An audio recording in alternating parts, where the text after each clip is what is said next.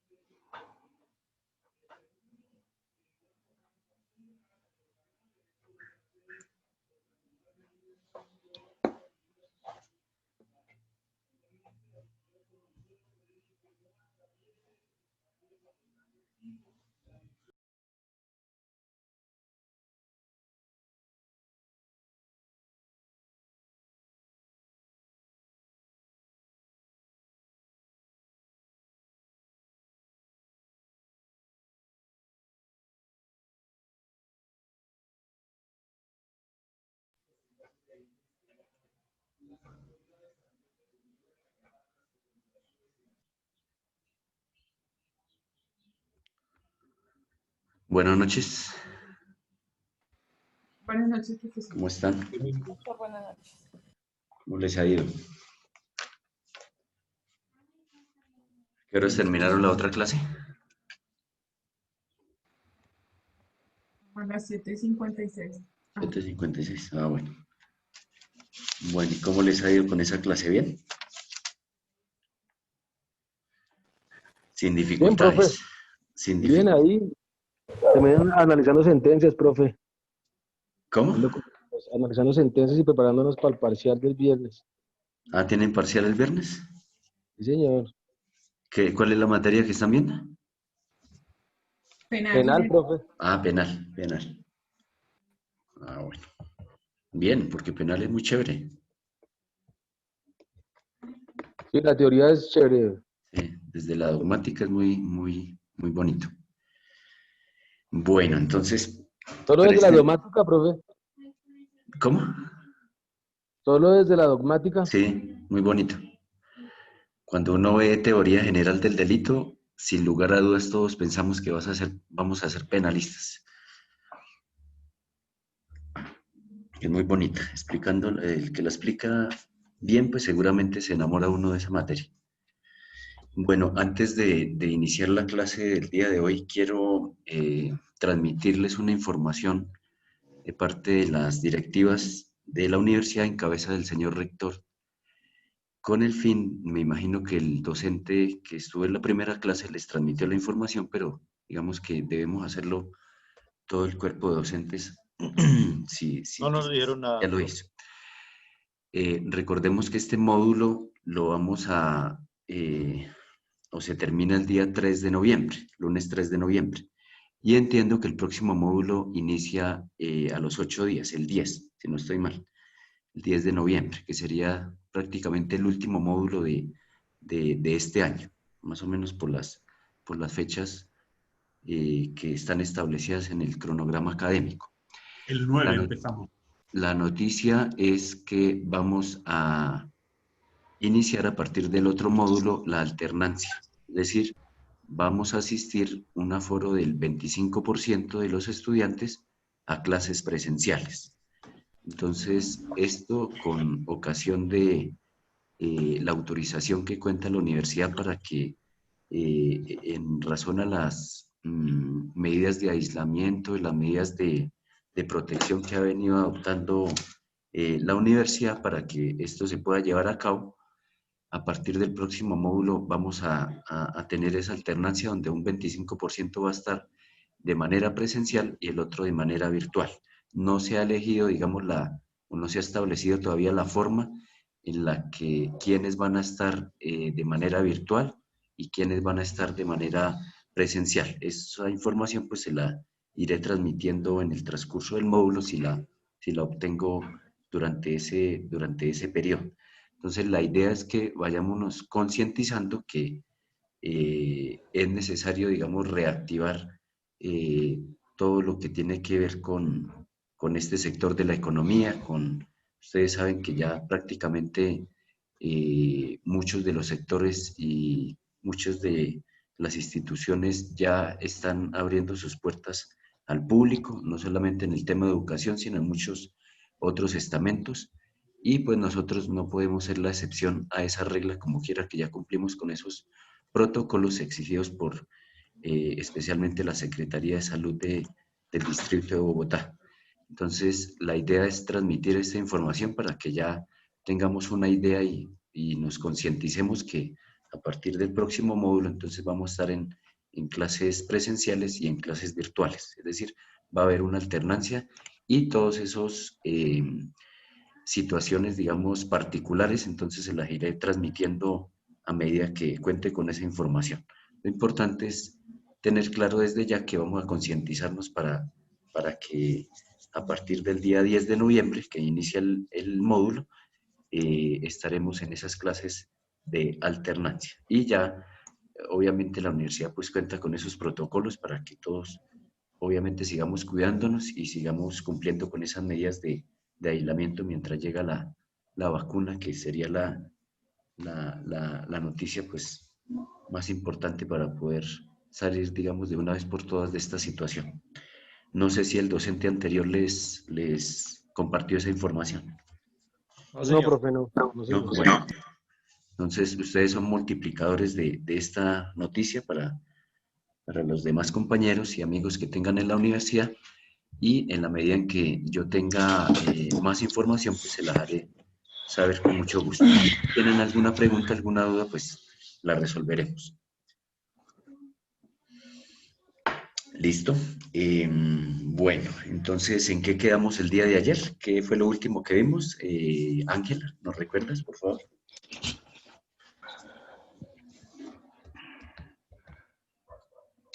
Ángela Buitrago. Profesor, estábamos analizando algo de un tema específico de la ley 1072. ¿Sobre qué? Ley 1072. Perdón, ley 72 del 2001. Sí, ya, ayer quedamos fue en los conflictos jurídicos y conflictos económicos, ya me acordé. Conflicto jurídico y conflicto económico. Y alcanzamos a abordar por lo menos dos asuntos que están sometidos a la jurisdicción ordinaria en la especialidad laboral y seguridad social. El numeral primero y el numeral segundo de ese artículo segundo. Y, digamos, la idea era que tuviéramos claro que estos conflictos económicos se sustraen del conocimiento de los jueces, toda vez que estos se resuelven a través de tres mecanismos, que uno es la negociación colectiva, dos, el tribunal de arbitramiento o el arbitraje, y a través de la huelga. Y dijimos que la excepción a esa regla de los conflictos económicos está reglada en el artículo 15 del Código Procesal del Trabajo, donde aquellos laudos arbitrales, ya sea de conflictos económicos o jurídicos, se presenta el recurso de anulación. Y ese recurso de anulación lo va a conocer si es de carácter económico el Tribunal Superior de Distrito, y si es de carácter jurídico, el tribunal, y si es de carácter económico, la Corte Suprema de Justicia. Y allí quedamos para seguir avanzando, digamos, en el contenido programático. Dentro de la estructura que nosotros vimos el primer día sobre la libertad sindical, vimos ya el primer derecho que hace parte de la misma, que es el derecho de asociación, que está arreglado desde el punto de vista constitucional en la cláusula 39, y explicamos la conformación de las organizaciones sindicales, quienes tienen derecho a conformarlas, etcétera, todo este tema del derecho de asociación. A partir del día de hoy vamos a mirar los otros dos derechos, el de la negociación colectiva y el de la huelga. Lo vamos a ver, digamos, de manera un poco articulada para poder entender en qué consiste estos dos derechos que hace parte de la libertad sindical. Hoy le envía a nuestro representante, Amay, las dos sentencias y la guía de método de casos para analizar este caso bastante emblemático, bastante reciente, sobre el tema de la huelga, para que leamos esas dos sentencias y tengamos la posibilidad de realizar el ejercicio que está allí en esa guía de método de casos. Entonces, la idea es que primero leamos la guía de método de casos, identifiquemos claramente en qué va a consistir la metodología de evaluación, cuáles son las herramientas que tenemos que utilizar para poder organizar el debate. Entonces, yo les comparto ahí algunos conceptos básicos que debemos tener claros, algunos links, algunas normas que debemos estar leyendo con el fin de tener un poco claro el panorama sobre la postura que va a adoptar el grupo en el debate que vamos a hacer. Entonces, como les decía el día de ayer, es necesario que conformemos grupos máximo de 6 personas con el fin de realizar el debate entre todos los compañeros. Y en esa medida, pues, vamos a ir avanzando hacia ese punto, hacia el caso en concreto que es el tema Avianca versus Agdac. Entonces, empiezo por decir lo siguiente. Digamos que la negociación colectiva, que es el segundo derecho que hace parte de la libertad sindical, lo vimos o lo estudiamos desde el punto de vista constitucional en la cláusula 55, donde dijimos que esta norma establece que se garantiza el derecho a la negociación colectiva con las limitaciones que establezca la ley. Recordemos que en esa oportunidad yo les mencioné los 4 principales convenios de la OIT que han sido, digamos, ratificados por el Estado colombiano a través de distintas leyes. Y les mencioné el convenio 87, el convenio 98, el convenio 151 y el convenio 154, que es relativo a la negociación de los servidores públicos. Y para ello me gustaría que empezáramos a leer, para que hagamos un análisis sobre esta norma, el decreto 160 del año 2014, relativo a la negociación en el sector público, para que lo tengamos ahí presente y lo podamos analizar muy concretamente esta norma. Entonces, estos son, digamos, desde el punto de vista de los convenios de la OIT, las 4 normas principales del derecho laboral colectivo y especialmente en lo que tiene que ver con esos 3 derechos: asociación, negociación colectiva y el de la huelga, que hacen parte, digamos, de la libertad sindical. Entonces, empiezo por señalar que efectivamente este derecho que hace parte de este derecho fundamental de la libertad sindical tiene una regulación y hace parte de un núcleo esencial de la libertad sindical, como quiera que se le permite a los trabajadores y a los empleadores llegar a acuerdos respecto a ciertas condiciones de trabajo. Este es, digamos, el género. Podríamos mencionar que la negociación colectiva es el género, mientras que la especie la podemos materializar a través de las convenciones colectivas que se celebran entre empleadores y las organizaciones sindicales con el fin de establecer cuáles son las condiciones de trabajo que van a regir respecto a esos contratos de trabajo, y que lo vimos ayer con la lectura del artículo 467 del Código Sustantivo del Trabajo. Y la otra especie es el pliego de peticiones, es decir, mediante la convención colectiva y mediante el pliego de peticiones se materializa este derecho de negociación colectiva. Este pliego de peticiones, recordemos que es un documento en virtud del cual los trabajadores presentan una serie de peticiones con el fin de ser discutidas con el empleador para mejorar esas condiciones de trabajo. Y vamos a mirar ahora cómo se adopta este pliego de peticiones, cómo se lleva a cabo toda esta negociación en la etapa de arreglo directo, cómo se lleva a cabo todo el procedimiento para optar ya sea por la huelga o por el Tribunal de Arbitramiento, y cuáles son las consecuencias jurídicas en el evento donde se opte por la huelga y en sede judicial se declara ilegal la misma. Y eso lo vamos a ver, digamos, un poco abordándolo desde el punto de vista procesal. Entonces, vamos a mirar el día de hoy, digamos, si alcanzamos todo el tema de la huelga desde el punto de vista conceptual, con el fin de que aterricemos todos estos conceptos al tema de Avianca versus Agda. Entonces, allí hay 2 sentencias que ustedes deben empezar a realizar la lectura con el fin de realizar el ejercicio, miramos si el día viernes, para poder evaluar, digamos, esa segunda parte de esta materia. Entonces, lo primero es señalar que la huelga la define, digamos, el Código Sustantivo del Trabajo como una suspensión colectiva, pacífica y temporal por parte de los trabajadores con fines económicos, profesionales, que son presentados al empleador y que se debe atender a las ritualidades que establece la misma norma, es decir, el Código Sustantivo del Trabajo. Entonces, contrario a lo que pensamos, la huelga, digamos, tiene una protección desde el punto de vista legal y desde el punto de vista constitucional, que está arreglada en la cláusula 56 del Estatuto Superior. A diferencia de la huelga, ustedes han oído que también existe un término que es el paro. El paro, pues, no tiene, digamos, una regulación donde se proteja esta situación, sino que obedece más a unas vías de hecho, a unos incumplimientos por parte de los empleadores donde desafortunadamente digamos, los trabajadores tienen que acudir a este paro para hacer exigible aquellos incumplimientos que previamente, digamos, se han llegado a unos acuerdos. Y en esa medida es necesario, digamos, establecer esa distinción para señalar que la huelga sí tiene una regulación desde el punto de vista constitucional y desde el punto de vista legal.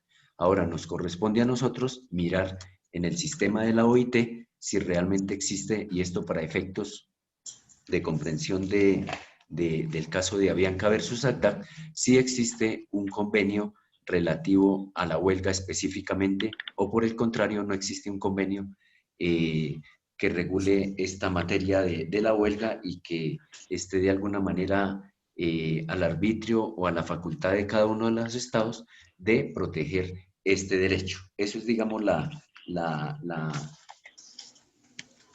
la definición de lo que nos trae el Código Sustantivo del Trabajo respecto a la huelga.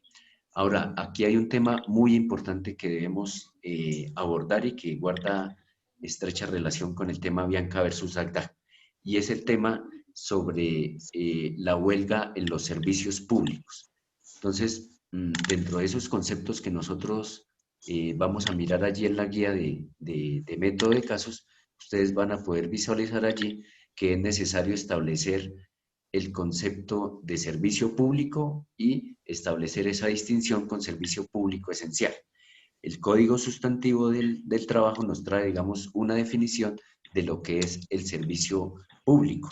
Y en esa medida, el Código establece que son todas las actividades que se prestan a través de los particulares o a través del mismo Estado con el fin de satisfacer necesidades básicas de un conglomerado social. Y para ello nos trae, digamos, una lista de cuáles son esos servicios públicos, mencionando que se prohíbe la huelga en los servicios públicos de conformidad con la Constitución Nacional. Sin embargo, es bueno o es necesario señalar que la Constitución no es que prohíba la huelga, sino que no garantiza este ejercicio en tratándose de servicios públicos eh, esenciales. Es necesario mencionar lo siguiente. Digamos que, así como les dije que en virtud de la interpretación del artículo 53 de la Carta Política, dijimos que el legislador había incurrido, o ha incurrido mejor, en una omisión legislativa en el sentido que no ha expedido un estatuto del trabajo a pesar de existir una orden perentoria y obligatoria por parte del constituyente del año 91. En el tema de la huelga también ha incurrido en una omisión legislativa, como quiera que no ha expedido una ley que establezca de manera taxativa o de manera expresa cuáles son esos servicios públicos esenciales. Sin embargo, hay leyes que determinan de manera independiente que ese servicio público se considera esencial. Entonces, verbigracia podemos señalar la Ley 100 de 1993, donde establece que el servicio de seguridad social es un servicio público esencial, específicamente en ciertas materias, en temas de reconocimiento de pensiones, especialmente de pensión de sobrevivientes, pensión de invalidez y la pensión de vejez cuando se trata de una persona que goza de una protección especial de rango constitucional, y el otro en el tema de salud. Digamos que en esa medida el legislador estableció que esos son los escenarios donde podríamos señalar a partir de la Ley 100 de 1993 que ese servicio público es esencial. Hay otras normas como la Ley de Servicios Públicos Domiciliarios, donde establece que... Esperamos un segundo.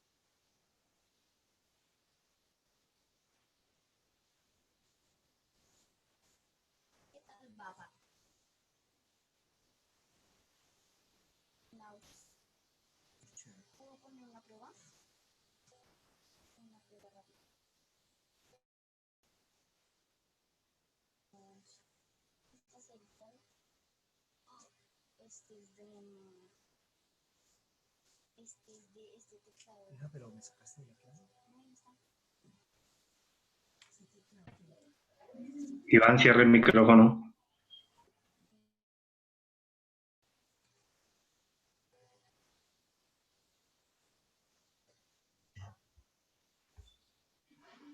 Listo, qué pena con ustedes, pero me tocó solucionar un pequeño inconveniente acá, entonces ofrezco disculpas.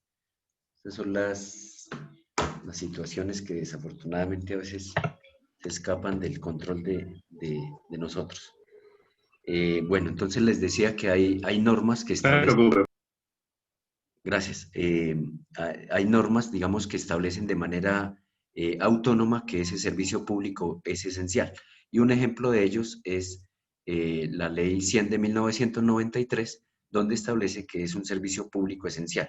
Otro ejemplo sería la Ley de Servicios Públicos Domiciliarios, la Ley 194 del 93, si no me equivoco, donde establece que son servicios públicos esenciales, digamos, de manera autónoma. Pero el legislador, digamos que no ha señalado de manera taxativa una norma en la que establezca de manera expresa cuáles son los servicios públicos esenciales. Y en esa medida podemos señalar, sin temor a equivocarnos, que desafortunadamente este es otro escenario en el que el legislador ha incurrido en una omisión legislativa. Entonces, el derecho a la huelga nos dice que se garantiza el derecho a la huelga salvo los servicios públicos esenciales definidos por el legislador. Lo dice la Constitución en el año 91 en su artículo 56. Sin embargo, el Código Sustantivo del Trabajo nos dice que de conformidad con esta norma, con el artículo 56, se prohíbe la huelga en los servicios públicos, pero no habla de servicios públicos esenciales. Por eso la importancia que reviste de establecer, para efectos de comprensión del ejercicio de Avianca versus ACTAC, cuál es la distinción específica entre un servicio público y un servicio público esencial. Ya el código en el artículo 430 nos dice la definición de lo que es un servicio público, que ya las mencioné, y establece, digamos, cuáles son esos servicios públicos establecidos en este artículo 430. Entonces, entre otros, menciona los servicios que prestan las ramas del poder público, los servicios de empresas de transporte por agua, tierra y aire, y allí está incluido, lógicamente, el tema de servicio público de transporte aéreo que presta Avianca, los de servicios que prestan los establecimientos sanitarios, tales como clínicas, hospitales, también aquellos establecimientos de asistencia social y, por último, establece aquellos servicios de explotación, refinación y transporte y distribución de petróleos y sus derivados. Digamos que esa es la lista que nos trae el artículo 430 respecto a los servicios públicos. Pero es un tema, vuelvo y repito, que debemos analizarlo para comprensión del tema de Avianca versus DACDAC, si hay una ley que establezca que este servicio público de transporte aéreo es esencial o no, y por qué lo vamos a considerar allí como un servicio público esencial de acuerdo a alguna norma que regule, digamos, este servicio público. Ahora bien, vamos a mirar cómo es el procedimiento que se debe surtir, porque recuerden que en esa definición que nos trae el Código Sustantivo del Trabajo, nos dice que es una suspensión colectiva, pacífica y temporal de los trabajadores con fines económicos y profesionales, estableciendo o cumpliendo, digamos, un procedimiento que establece el Código Sustantivo del Trabajo. Entonces vamos a mirar de manera muy puntual cuál es ese procedimiento que se debe surtir para que los trabajadores puedan llegar a la huelga. Y esto nos lo trae reglado el Código Sustantivo del Trabajo para poder, digamos, identificar claramente cuáles son esos pasos que tenemos nosotros que adoptar como trabajadores para poder llegar a la huelga. Sí, ¿quién me...? ¿Alguien va a preguntar? Si va a preguntar, levantemos la mano. ¿Quién va a preguntar? Doctor Carlos Correa, no sé si la última es mejor, pero quiero preguntarle, Sí. en la ciencia dice que, Está intermitente la está, comunicación. que es como rodeado de muchos vicios, de muchas graves irregularidades, 44, empresa que, bueno, ya me voy a pasar al otro. Sí. Bueno, trate de solucionarlo y ya me hace la pregunta. Entonces, la Ok, norma establece que se deben cumplir unos requisitos para poder llegar a la huelga. Unos requisitos que están, digamos, reglados en el Código Sustantivo del Trabajo con el fin de cumplirlos a cabalidad, so pena de que una de las causales que alega precisamente a Bianca para que declaren ilegal la huelga es la contenida en el artículo 50, literal D. Pero ya vamos a llegar a ese escenario.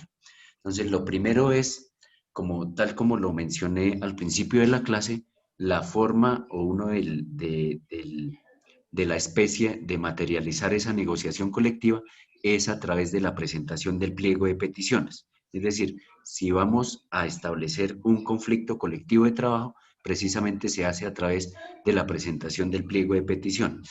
Cuando nosotros vimos los organismos que hacen parte, o los órganos mejor que hacen parte de las organizaciones sindicales, vimos que en virtud del artículo 376 del Código Sustantivo del Trabajo, hay unas atribuciones o funciones que le otorga la ley al máximo organismo de una organización sindical, y es la Asamblea General. Pues bien, la Asamblea General tiene la función, entre otras, de adoptar los pliegos de peticiones que serán presentados ante el empleador 2 meses después. Es decir, si nosotros preguntamos cuál es el órgano encargado de adoptar los pliegos de peticiones para presentárselo al empleador para que haya una discusión dentro de los términos establecidos en la ley, sin lugar a dudas vamos a mencionar que el artículo 376 menciona que una de las funciones o una de las facultades o atribuciones que le otorga la ley está precisamente la de adoptar esos pliegos de peticiones, que son documentos donde están plasmados esas peticiones que se van a discutir con el empleador para mejorar las condiciones de trabajo, y que eventualmente, si se llega a un acuerdo, se va a materializar en la celebración de una convención colectiva, que no es otra cosa que el acuerdo de voluntades que existe entre empleador y las organizaciones sindicales, con el fin de establecer las condiciones de trabajo que van a regir en esas relaciones de trabajo de conformidad con el artículo 467 del Código Sustantivo del Trabajo. Una vez adoptado ese pliego de peticiones a través de la Asamblea General, ellos tienen 2 meses para presentarlo ante el empleador, con el fin de que éste tiene la obligación de recibir a los trabajadores para empezar a discutir, digamos, ese pliego de peticiones. Si la persona que recibe a ese grupo a los trabajadores para iniciar la discusión que versa sobre ese pliego de peticiones no es la encargada, debe remitir esa solicitud a quien esté en cabeza de iniciar esas conversaciones. Sin embargo, la norma establece que no pueden transcurrir más de 5 días después de recibir el pliego de peticiones para el inicio de las conversaciones, y ya entramos, digamos, a esa etapa de arreglo directo. Entonces, en esa etapa de arreglo directo, ¿qué nos dice la norma? Que esas conversaciones van a durar un periodo de 20 días, prorrogables por otros 20 días, con el fin de que se adelanten esas conversaciones respecto a ese pliego de petición. Si eventualmente durante esta etapa de arreglo directo se llega a acuerdo de voluntades entre empleador y los trabajadores respecto a ese pliego de peticiones, se celebra una convención colectiva donde se van a plasmar estos acuerdos y donde existe la obligación de llevar una copia al Ministerio de Trabajo con el fin de hacer, digamos, el depósito de esa convención colectiva. Y en esa medida se levantará las respectivas actas y se dejará, digamos, constancia de ellos. Ahora miremos el otro escenario. En el evento, ¿quién tiene el...? Ya. En el evento donde no se llegue a un acuerdo, digamos, respecto a ese pliego de peticiones en la etapa de arreglo directo. Y aquí sí quiero que presten atención a la lectura de un artículo que va a tener bastante relevancia en el trámite de este tema de Avianca versus ACDAC. Entonces, quiero que alguien me ayude con la lectura del artículo 444 para establecer claramente cómo es ese procedimiento para llegar a la huelga y sobre todo quién tiene la facultad legal de declarar la huelga o someter esas diferencias a un tribunal de arbitramiento. Es decir, que en últimas, cuando no hay acuerdo respecto a ese pliego de peticiones, hay dos vías. Una para ir a la huelga o dos para someter esos diferendos al tribunal de arbitramiento. Entonces, ¿qué nos dice la norma allí? Que una vez concluida la etapa de arreglo directo, que ya dijimos que la norma establece que son 20 días, prorrogables por otros 20 días, la norma establece que esas diferencias o esos diferendos serán decididas dentro de los 10 días posteriores para establecer si vamos a la huelga o vamos a someter esas diferencias a través de un tribunal de arbitramiento. Pero me gustaría que hiciéramos la lectura puntual para poder analizar ese artículo 444 del Código Sustantivo del Trabajo para determinar quién tiene la facultad legal de determinar si vamos a la huelga o sometemos esos diferendos a un tribunal de arbitramiento. Entonces, ¿quién me ayudaría con la lectura de ese artículo 444? Para que lo podamos analizar. Carlos Corredor. Listo, gracias. Capítulo 4, declaraciones y desarrollo de la huelga. Pero creo que me iba a hacer una pregunta antes de... No, continuemos con el artículo y al final. Bueno, listo. Mira. Okay, gracias. Declaraciones y desarrollo de la huelga. Artículo 44, modificado por el artículo 61 de Ley 50 de 1990. Sí. Decisión de los trabajadores. Concluida la etapa de arreglo directo sin que las partes hubieran logrado un acuerdo total sobre el diferendo laboral, los trabajadores podrán optar por la declaratoria de huelga o por someter sus diferencias a la decisión de un tribunal de arbitramiento. La huelga o la solicitud de arbitramiento serán decididas dentro de los 10 días hábiles siguientes a la terminación de la etapa de arreglo directo, mediante votación secreta, personal e indelegable por la mayoría absoluta de los trabajadores de la empresa o de la Asamblea General de los afiliados del sindicato o sindicatos que agrupen más de la mitad de aquellos trabajadores.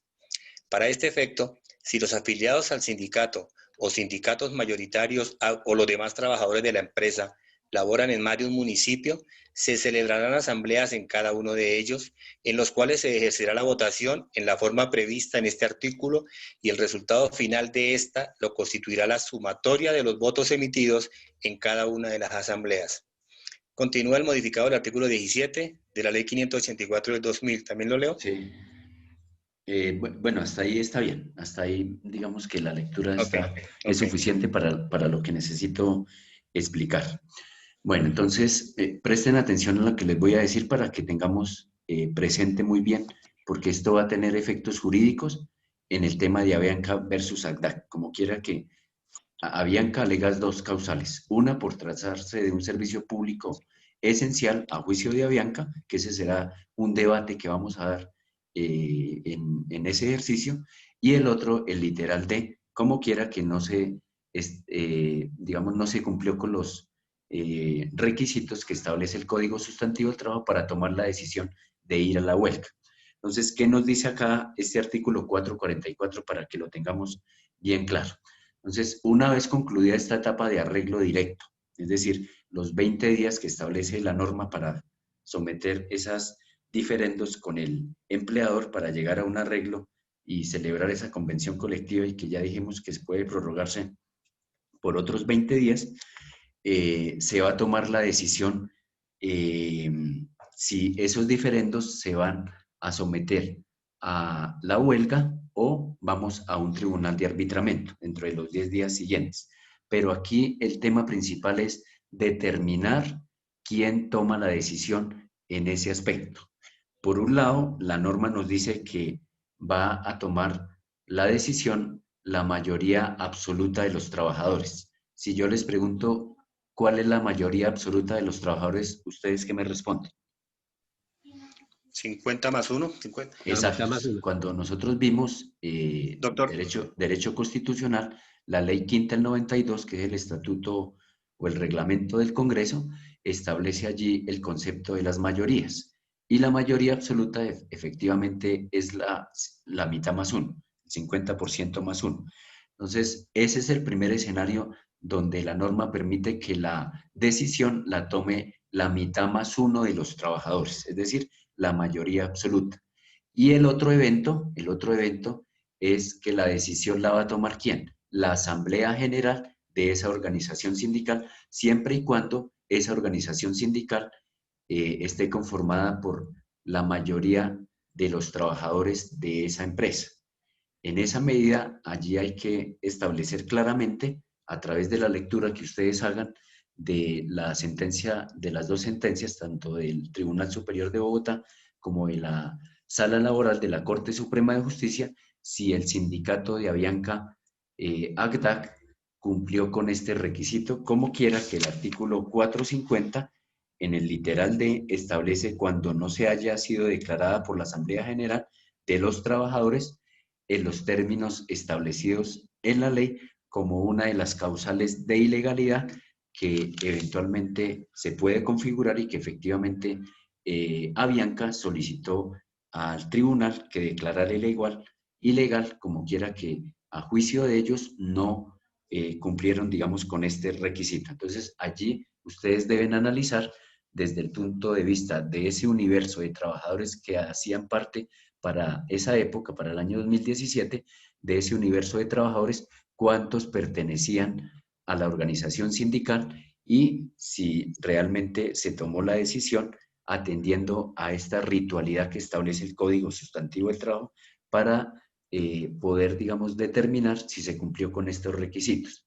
Y allí hay que identificar, sí, Carlos, correcto. Doctor Bautista, es que casualmente mi intervención iba a estar, no sé, por casualidad se dieron, porque era preguntarle eso. Yo leí ya toda la sentencia y dice que se vistió de graves irregularidades, dice, Sí.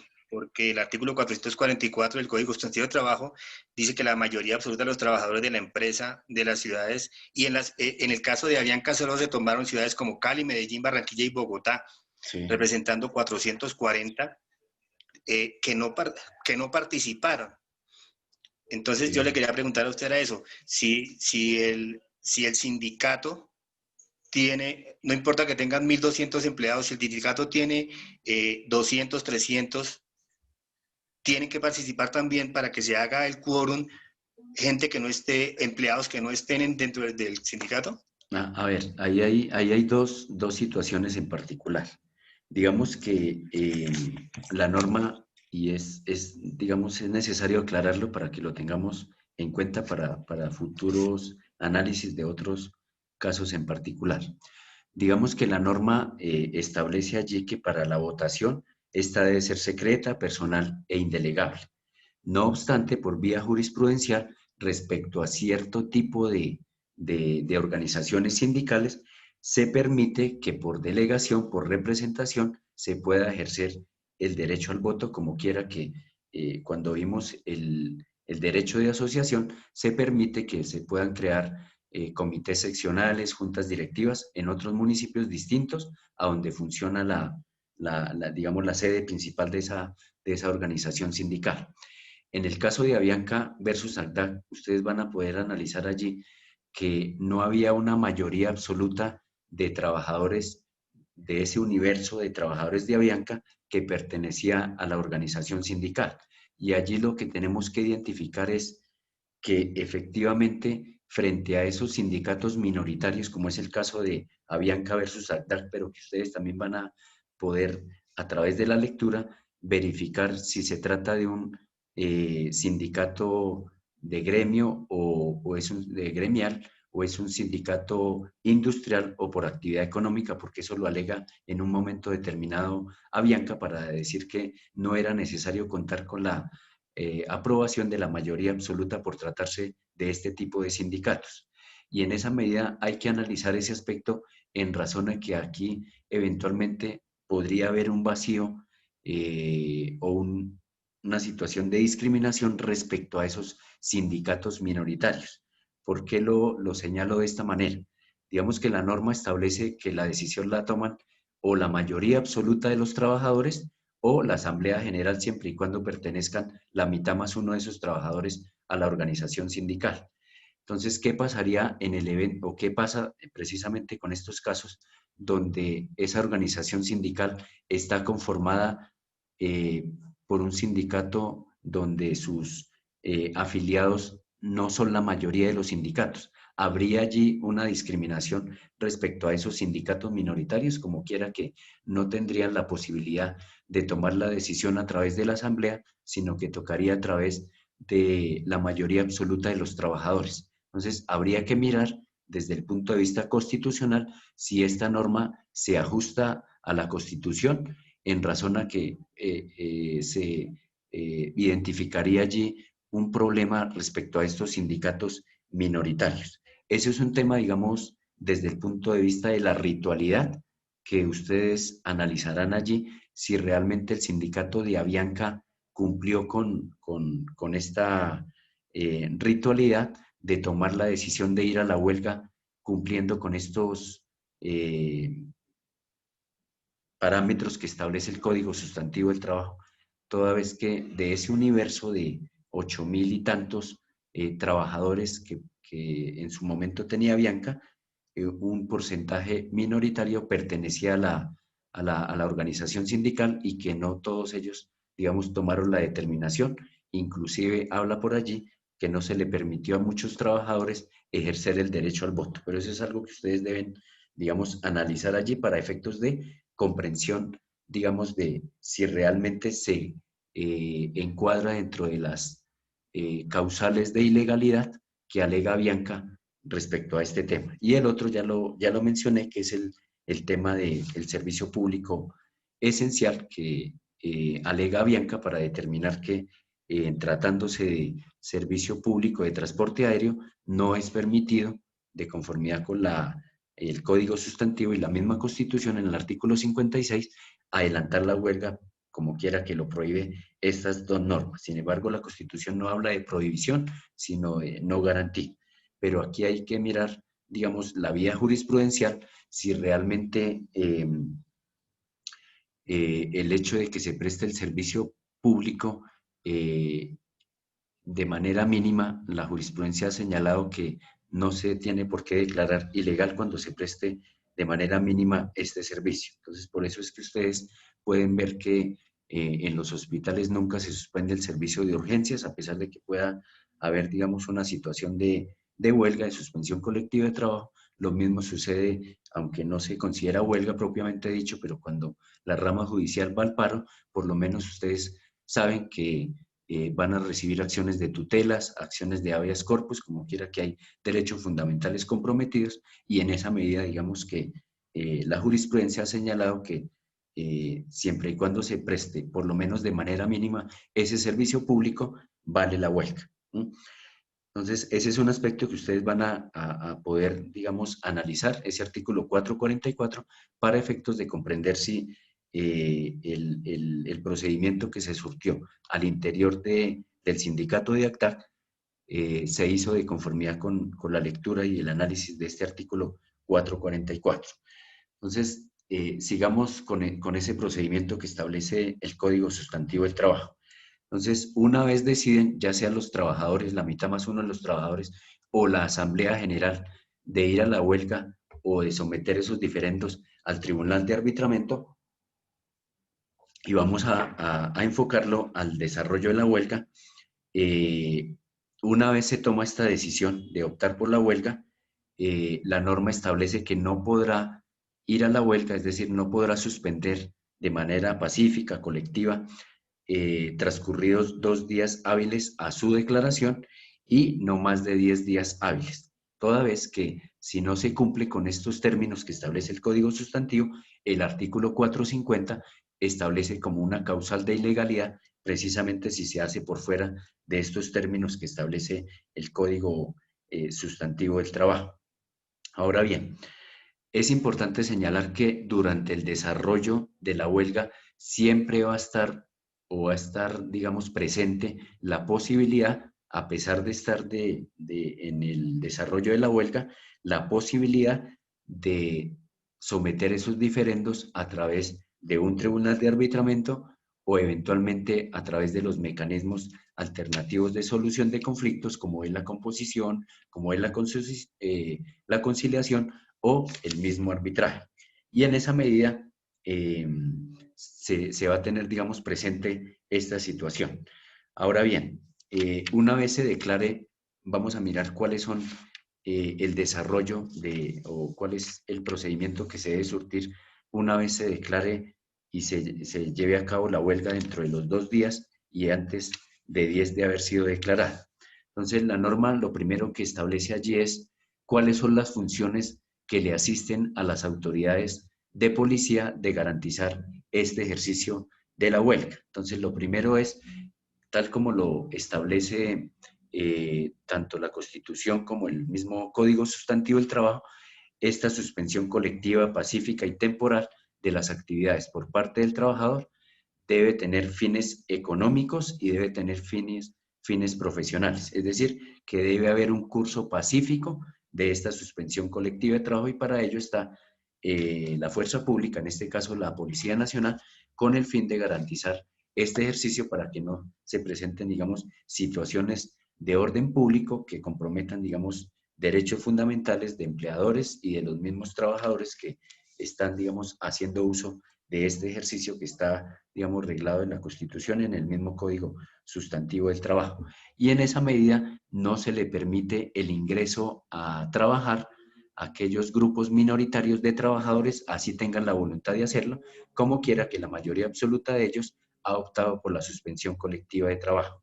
Y en esa medida se va desarrollando la huelga, vuelvo y repito, sin dejar pasar por alto que también se puede acudir, aún en el desarrollo de la misma, de acudir al tribunal de arbitramiento o eventualmente a estos mecanismos alternativos de solución de conflictos como es la composición, la conciliación o el mismo arbitraje. ¿Cuánto tiempo dura esta suspensión colectiva de trabajo? La norma establece que son 60 días calendario, al cabo de los cuales, si precisamente no se ha llegado a un acuerdo durante el periodo de la huelga, pues se tiene la posibilidad de acudir al mecanismo de composición, de conciliación o de arbitraje. Si durante este periodo no se logra, digamos, un acuerdo entre las partes, entre empleador y trabajadores, allí interviene una comisión de concertación de políticas salariales y laborales que está arreglada en la Ley 278 del año de 1996. Recordemos que esta es la misma comisión tripartita que participa todos los años en el mes de diciembre con el fin de llegar a un acuerdo con el gobierno nacional respecto a el salario que se va a fijar para el próximo año. Esta comisión, de conformidad con esta ley 278 del año 96, está conformada por representantes del gobierno nacional, por representantes de los empleadores y por representantes de los trabajadores con el fin de tener, digamos, una participación allí para resolver este tipo de diferendos. Pero si con la participación de esta comisión de concertación de políticas salariales y laborales no es posible llegar a un acuerdo entre empleador y los trabajadores, allí ellos solicitarán al cabo del término previsto en la norma la intervención del Ministerio de Trabajo con el fin de que éste solicite la presencia o se convoque mejor a que sometan las diferencias a un tribunal de arbitramiento donde se tendrá la obligación por parte de los trabajadores de reintegrarse a sus labores con el fin de reanudar, digamos, estas actividades. y en esa medida se sometería, digamos, esas diferendos a través del Tribunal de Arbitramiento. Ese es, digamos, en términos generales, el procedimiento que se debe surtir allí para efectos de llegar a la huelga y que debe cumplir, digamos, con esos requisitos que establece, como quiera que si no se cumple con alguno de ellos, se puede configurar una de las causales de suspensión colectiva, de ilegalidad, perdón, que ya vamos a mirar cuáles son y cuáles serían las consecuencias jurídicas. Ahora bien, recuerden ustedes cuando vimos o cuando vieron el tema de derecho laboral individual, vimos una institución que es la suspensión del contrato de trabajo. Si nosotros revisamos el artículo 51, donde establece cuáles son las causales de suspensión del contrato, allá en el numeral séptimo, establece precisamente la huelga, en los términos que establece el Código Sustantivo del Trabajo.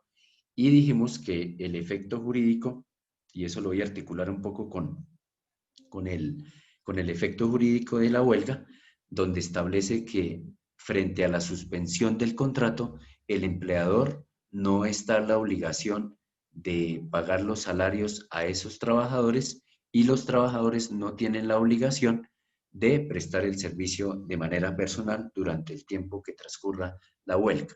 Sin embargo, vemos cómo la norma establece que sí le queda o le asiste la obligación al empleador frente a la suspensión del contrato de seguir realizando los aportes a seguridad social, de salud y pensión, especialmente de esos trabajadores durante el tiempo que dure la suspensión colectiva de trabajo. Ahora, si miramos y revisamos los efectos jurídicos de la huelga, digamos que la norma proscribe para el empleador que se celebre nuevos contratos de trabajo, y esto sucedió en el caso de Avianca versus ACDAC, donde ellos intentaron acudir a la celebración de contratos de trabajo con pilotos internacionales, pero que por vía acción de tutela no se les permitió que se celebraran contratos de trabajo con otros trabajadores, como quiera que el efecto jurídico de la huelga es que no se le permite a ese empleador celebrar nuevos contratos de trabajo frente a la suspensión de ese contrato de trabajo, y digamos que en el caso de Avianca versus ACDAC se pudo evidenciar que ellos intentaron, pero que por vía acción de tutela, digamos, no les prosperó esta situación. Entonces, en esa medida, digamos que el inspector de trabajo también tiene un papel, digamos, entre comillas, activo allí para determinar que, o para no autorizar que este empleador pueda celebrar nuevos contratos de trabajo. Ahora bien, miremos cuáles serían esas causales de ilegalidad y cuáles son las sanciones que establece el Código Sustantivo del Trabajo. Entonces, el artículo 50 nos trae allí cuáles son esas causales de ilegalidad que eventualmente va a solicitar el empleador ante, primero, la Sala Laboral del Tribunal Superior de Distrito Judicial y, en segunda instancia, la Sala Laboral de la Corte Suprema de Justicia. Entonces, lo primero, o el literal que establece en ese artículo 50, el A, es por tratarse de un servicio público. Entonces, como tarea, pues vamos a investigar la diferencia entre servicio público y servicio público esencial. Es decir, el Código Sustantivo del Trabajo nos trae allí una definición de lo que es servicio público, pero nos toca investigar cuál es la diferencia o cuál es la distinción que se establece respecto al servicio público versus servicio público esencial. Y específicamente en este caso, que a pesar de que hay una ley donde establece de manera expresa que el servicio público de transporte aéreo es esencial, vamos a mirar desde la definición, desde el concepto, si realmente se puede configurar como un servicio público esencial este servicio público de transporte aéreo que presta Avianca y por qué motivos. Ya van a ustedes a mirar que hay unos argumentos que esgrime allí Avianca para determinar que efectivamente se estaban comprometiendo otros derechos fundamentales por la no prestación de este servicio público que a juicio de ellos los considera esenciales para efectos de solicitarle tanto al Tribunal como a la Corte Suprema de Justicia que efectivamente es un servicio público esencial. La segunda causal es cuando persiga fines distintos a los profesionales o económicos. Recuerde que en ese pliego de peticiones lo que se pretende a través de este documento es que se fijen unas condiciones laborales, digamos, que tengan mayor beneficio, que modifiquen, digamos, esos contratos, y en esa medida, si no se, perdón, si no se persigue esos fines profesionales o económicos, se puede encuadrar dentro de una de las causales de ilegalidad. El tercer causal que establece el 450 es cuando no se haya cumplido previamente el procedimiento del arreglo directo.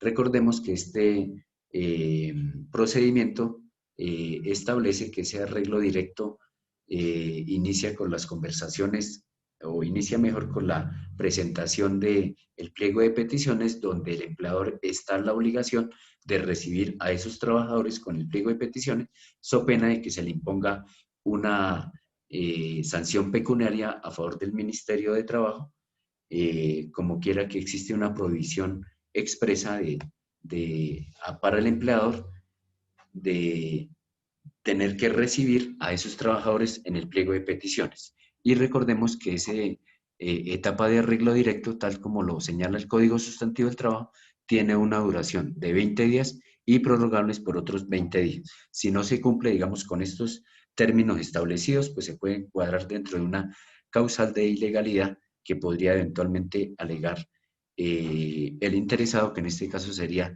el empleador. La otra causal es la prevista en la literal D de ese artículo 450, que es una de las que alega Avianca cuando establece que no haya sido declarada por la Asamblea General de los trabajadores en los términos que establece el Código Sustantivo del Trabajo.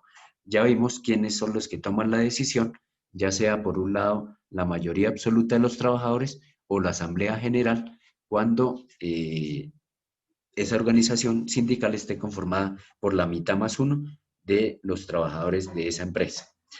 La otra causal es cuando no se efectuare 2 días o después días de haber sido declarada la huelga. Recordemos que una vez termine la etapa de arreglo directo, tienen 10 días para definir si vamos a la huelga o vamos al tribunal de arbitramiento. Pero si vamos a la huelga, no podemos ir antes de 2 días ni después de 10 días de haber sido declarada la huelga. Otra de las causales es cuando no se limite la suspensión pacífica del trabajo.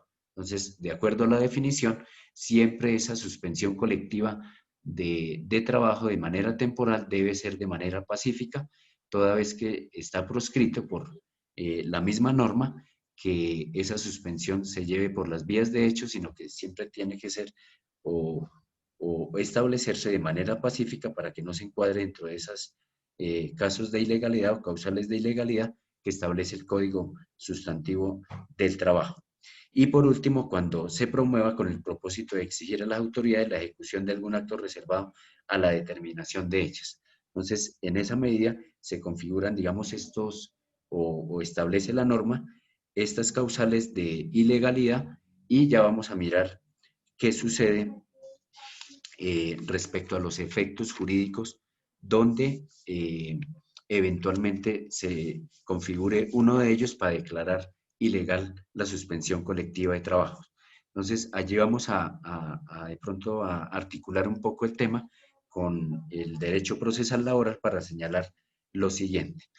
Entonces, si eventualmente, como el caso de Avianca versus Agda, tanto en primera como en segunda instancia, declaran ilegal la suspensión colectiva de trabajo, tiene unos efectos jurídicos, y es la facultad que le otorga al empleador de despedir a aquellos trabajadores aún amparados por el fuero sin autorización judicial. Recuerden el concepto que vimos en el artículo 405 del Código Sustantivo del Trabajo respecto al fuero, es decir, una garantía que gozan ciertos trabajadores, ya dijimos quiénes, para no ser despedidos, trasladados o desmejorados en sus condiciones de trabajo, siempre que se configure una justa causa y que medie una autorización judicial.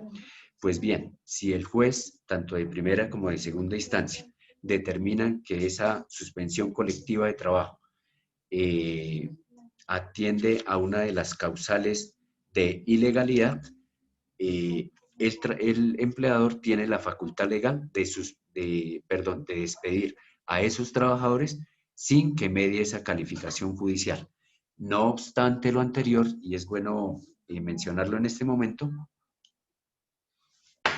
el empleador, en aras de garantizar derechos fundamentales, especialmente el debido proceso, debe adelantar, si es garantista ese empleador, una investigación disciplinaria al interior de la empresa, situación que se configuró que sucedió en el caso de Avianca versus Agda. A pesar de existir dos sentencias, una de primera y la segunda de la Sala Laboral de la Corte Suprema de Justicia, a pesar de existir la facultad de despedir sin que requiera calificación judicial y existir las sentencias tanto de primera como de segunda instancia, Avianca adelantó los respectivos procesos disciplinarios para determinar quiénes podía despedir a través de este proceso o a través del adelantamiento de este proceso disciplinario. ¿Por qué es importante adelantar este proceso disciplinario al interior de la empresa? Se le va a garantizar el debido proceso a esos trabajadores, toda vez que no es lo mismo verificar la participación de manera activa de aquellos trabajadores que hacen parte, digamos, de la organización sindical, que alientan a los demás trabajadores a la suspensión colectiva de trabajo, es decir, que están de manera muy activa participando en la suspensión colectiva de trabajo, respecto a aquellos trabajadores que, si bien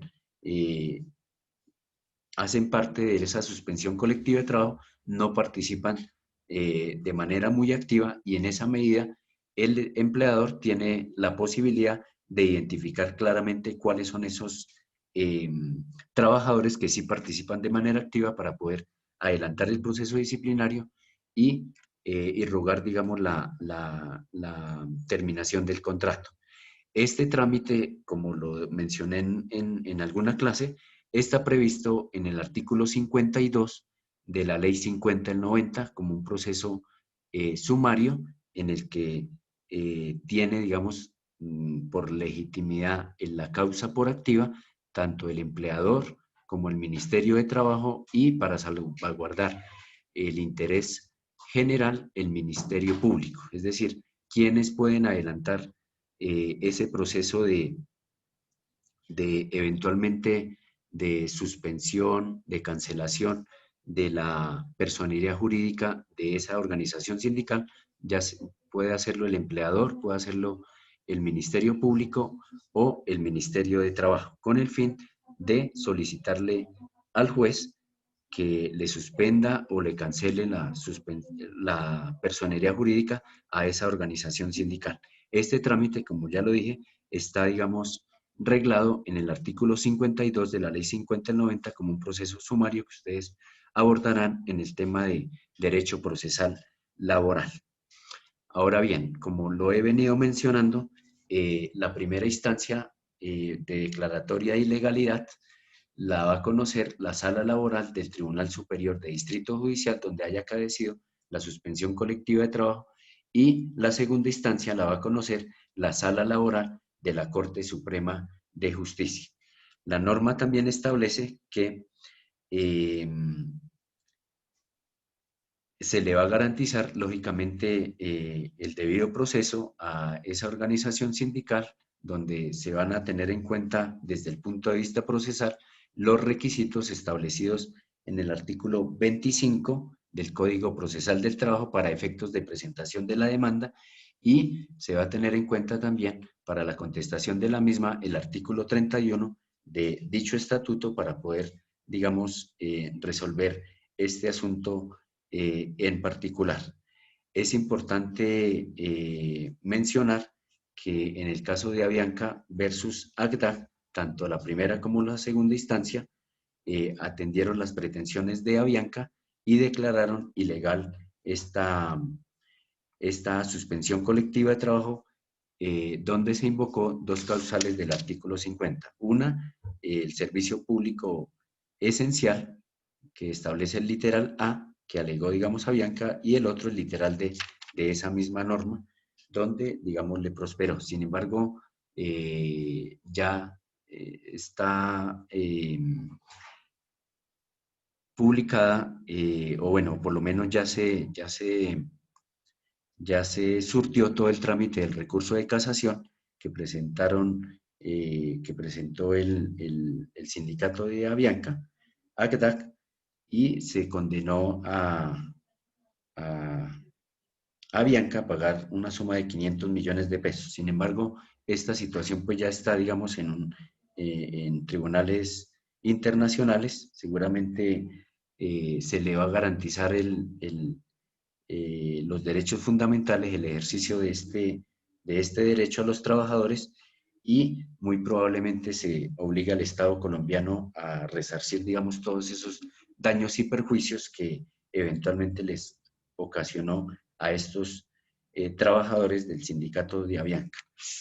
Eso es, digamos, la parte procesal, con el fin de que la tengamos en cuenta, sobre todo para que analicemos, en el caso de Avianca versus ACDAC, esas dos causales, las del literal A y las del literal D del artículo 450, y obviamente teniendo, digamos, esos insumos específicos para poder analizar si se configuran las dos causales, es decir, si se debe tener en cuenta que es un servicio público esencial, el servicio de transporte aéreo, y por el otro lado, si realmente la decisión de ir a la huelga fue tomada de conformidad con el Código Sustantivo del Trabajo.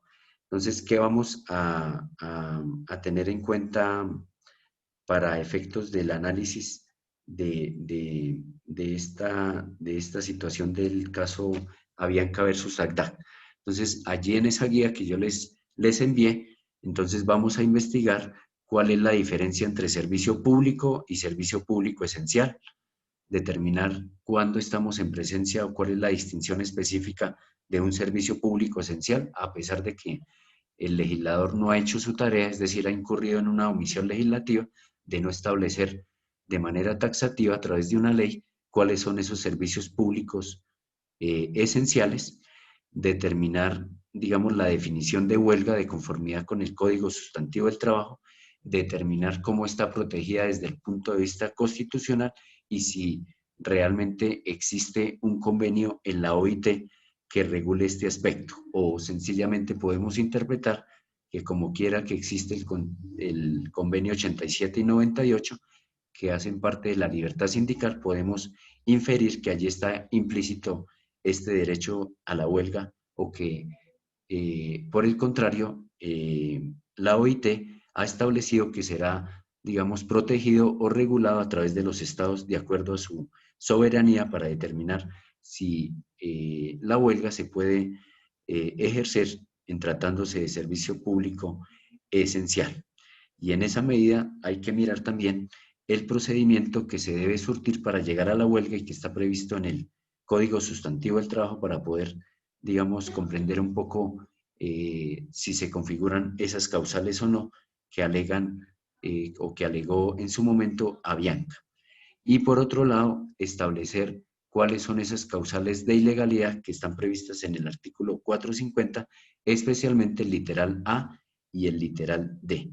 Entonces, la idea es que todos vamos a leer esas dos sentencias, vamos a leer la guía de método de casos, donde vamos a tratar de empezar a explorar, si no es que ya lo están haciendo en otras materias, esas competencias que deben tener o que debemos tener los abogados, con el fin de empezar a fortalecerlas, empezar a identificarlas, como es la posibilidad de tener la capacidad o de empezar a desarrollar competencias argumentativas, interpretativas y propositivas, y que de eso se trata, digamos, el ejercicio que vamos a realizar, creería yo que el día viernes, para poder darles el tiempo que entre hoy y mañana leamos esas dos sentencias. Para esas dos sentencias, digamos que no me interesan especialmente en la primera sentencia de la Sala Laboral del Tribunal Superior de Bogotá, que me lean la parte procesal, es decir, si hay una coadyuvancia, si la CGT participó allí en representación del sindicato y que no le prosperó, esa parte no me interesa, esa parte la vamos a obviar porque nos vamos a gastar mucho tiempo en esa parte.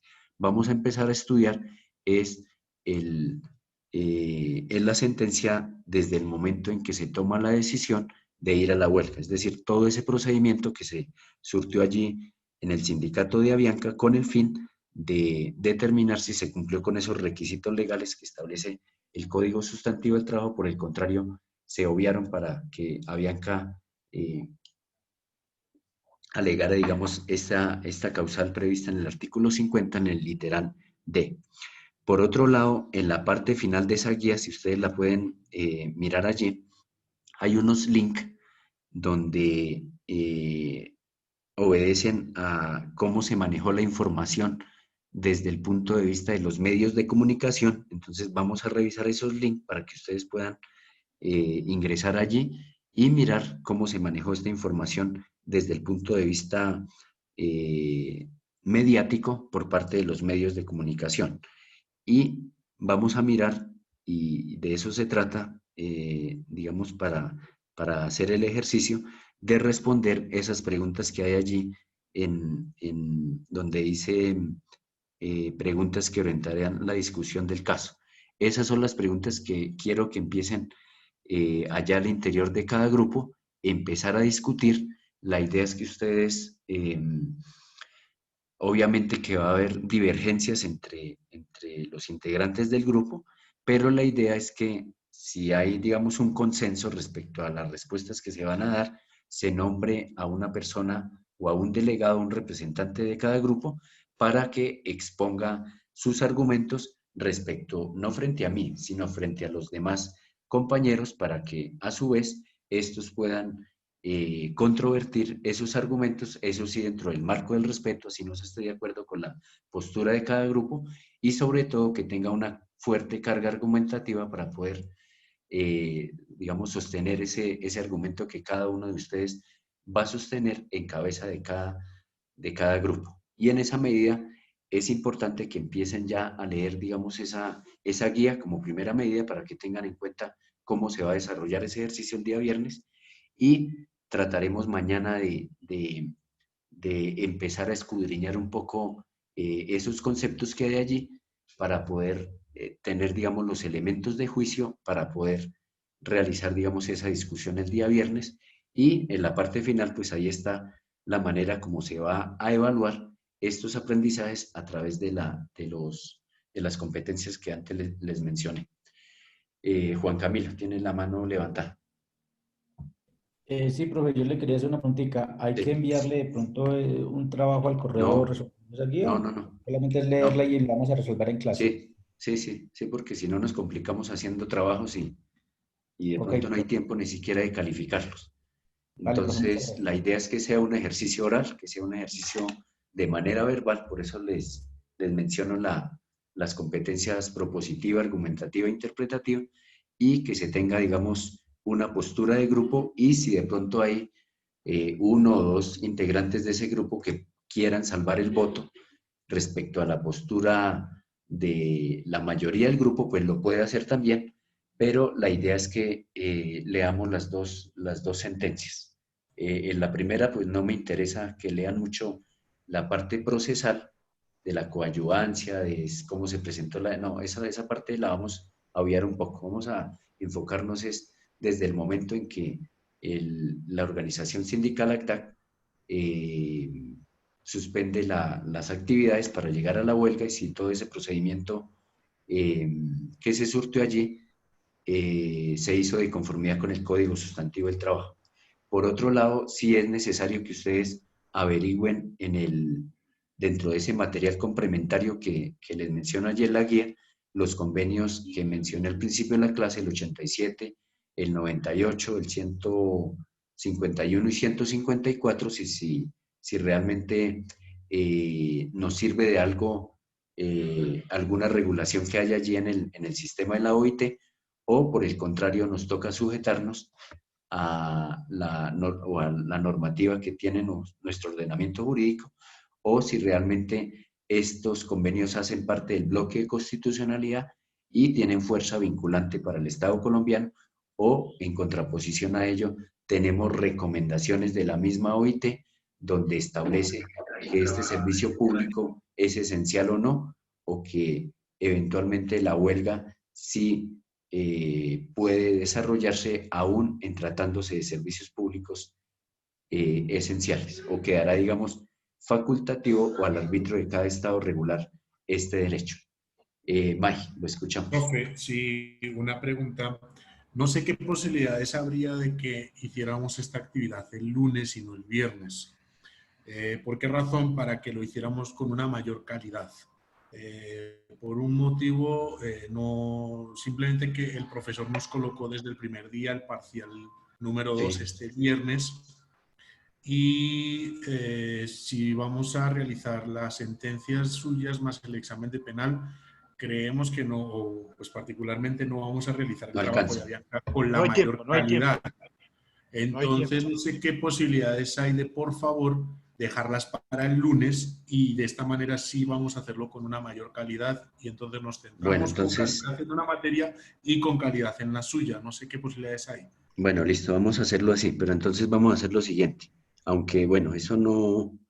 A ver, cuando ustedes estén en estudio de posgrado, se van a dar cuenta que un profesor, o sea, uno como docente siempre le va a decir a sus estudiantes, mi materia es la más importante. Eso se lo va a decir todos los profesores, y este no es la excepción.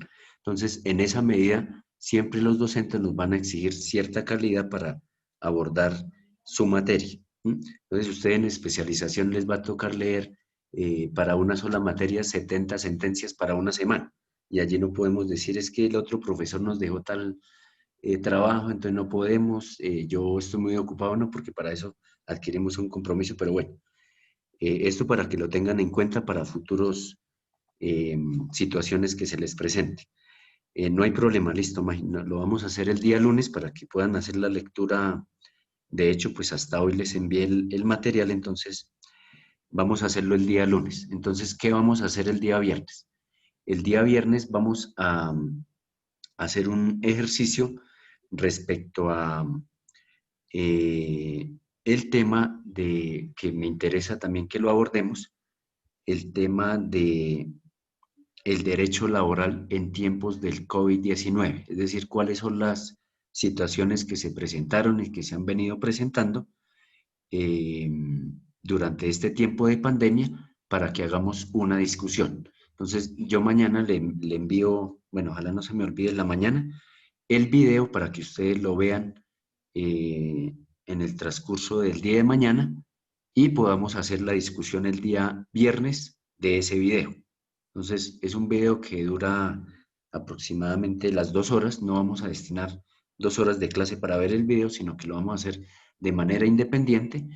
Y el día jueves, entonces, participamos todos en la discusión respecto a ese video que lo programó el Instituto Colombiano de Derecho Procesal en los albores de esta pandemia, pero que sin lugar a dudas todavía ha irrogado consecuencias aún hoy 14 de octubre. Entonces, esa sería la actividad para el día jueves, y la actividad de esta discusión entonces la dejamos para el día lunes. Para mañana, ¿qué quiero que abordemos entonces? Entonces, vamos a mirar dentro de esos conceptos básicos, vamos a ir averiguando el concepto de servicio público esencial, la diferencia con el servicio público, la definición de la huelga, cómo está arreglada en el sistema de la OIT, si realmente hay un convenio que regule este aspecto, si hay recomendaciones de la OIT que tengan fuerza vinculante para el Estado colombiano. Entonces allí vamos a mirar ese concepto, si esas recomendaciones de la OIT tienen fuerza vinculante, hacen parte del bloque de constitucionalidad o no, y eso lo podemos, digamos, averiguar en el mismo sistema de la OIT y todos estos conceptos, y de alguna manera vamos a empezar a través de la lectura, pues a responder esas preguntas que establecí allí en la guía de método de casos. Entonces, si bien vamos a dejar el ejercicio para el día lunes, por lo menos vamos a ir leyendo la primera sentencia para poder tener un poco de panorama de cómo va a ser el ejercicio el día lunes. Y por otro lado, vamos a revisar ese decreto de que les dije al inicio de la clase, el decreto 160 del año 2014, que se trata de la negociación respecto a los servidores públicos, especialmente a los empleados públicos. Entonces, esa es la tarea para mañana, leer ese decreto para poder abordar esa temática en la segunda parte, y en la primera entonces hacemos alguna alusión sobre estos aspectos que trae la guía. Y el lunes entonces hacemos el ejercicio en clase, sin necesidad de hacer, digamos, un trabajo escrito, sino que todo sea de manera verbal, y esa sería, digamos, la segunda nota de este módulo, y ya miraríamos la tercera nota a ver cómo la sacamos. Doctor Bautista. Sí. Doctor, a ver si entendí. Para mañana vamos a hablar sobre el decreto 160 del año 2014. Sí. Para el día viernes vamos a hacer como un foro sobre cómo ha perjudicado el virus, la pandemia, Sí. en la economía colombiana. Correcto. Algo así, en la parte laboral colombiana, ¿sí? Exacto, bueno, exacto. Y para el lunes el trabajo en grupo, que Correcto. son máximo 6 personas. Correcto. ¿Ok? Total, sí. Ok, Así doctor. es. Espérame a ver si tengo por acá el video y lo envío de una vez para que lo vean. A ver si lo tengo acá. Pero en el trabajo en grupo se nombra un monitor o un representante por cada grupo que es el que va a exponer. Sí, correcto. Ok, correcto. Perfecto. A ver, se lo voy a enviar de una vez a May, porque si no se me olvida, al representante. Este es el video. A ver, ya lo estoy enviando acá. Listo. El derecho laboral ante la crisis del COVID-19. Es un video que lo encuentran también en YouTube. Fue programado por el Instituto Colombiano de Derecho Procesal por gente experta en la materia, magistrados, el doctor Marcel Silva, que fue mi profesor. Entonces allí hay gente muy versada en esa materia, para que lo compartan y lo vean entre hoy y mañana, y el viernes hacemos la discusión sobre esta materia. ¿Les parece? Verifiquemos si lo podemos abrir, si abre el video, para poder tener claridad sobre este aspecto. Bueno, no sé si respecto al trámite de la huelga, si hay alguna pregunta, o si la hay, entonces la resolvemos mañana. Alguna precisión en particular para que podamos entender un poco todo ese procedimiento.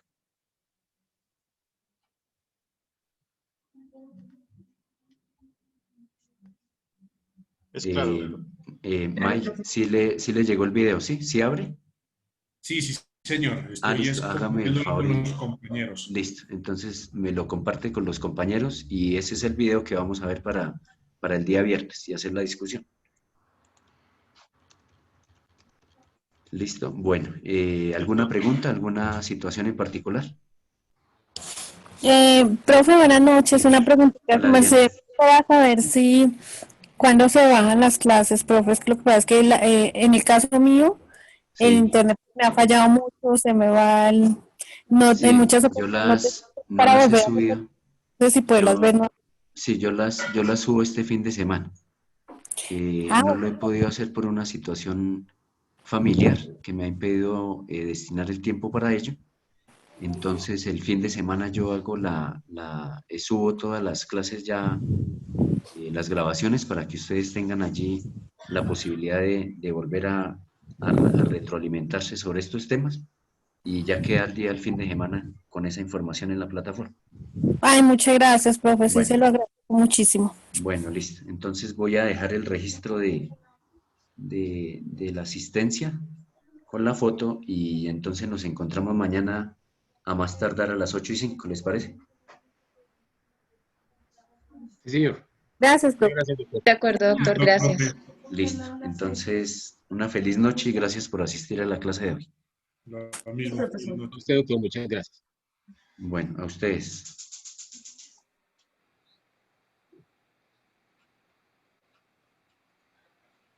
Guardar, listo.